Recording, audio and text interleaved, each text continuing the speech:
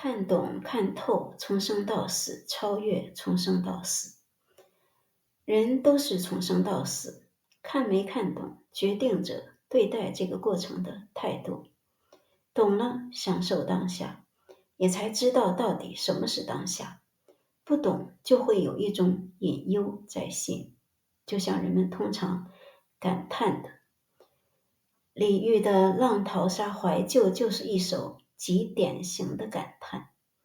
窗外雨潺潺，春意阑珊，罗衾不耐五更寒。梦里不知身是客，一晌贪欢。独自莫凭栏，无限江山。别时容易见时难，流水落花春去也，天上人间。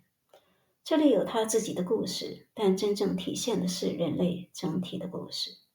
忘记了自己真实的身份，很难找到真正的依靠，遇到挫折时必然会表现出的对往日美好生活的无限追思，以及失去了那些的凄凉心境。当人们还沉浸在这样的追思中没有出路时，就是还没有看透，没有看到本质，只有小我一个临时小生命的无奈。人生无常，大家都注意到了，人类长期以来的经历基本上都是以悲惨、艰难、狗血等不如意为主线的。这些人们不喜欢的经历自然也有他们的作用，甚至还有些乐趣，但太多了就要回头了，谁都不想受那么多苦啊。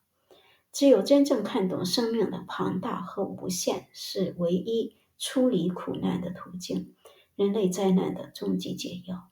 那时就会知道，流水落花都是假象，真正的春天会一直在，人间也犹如天上。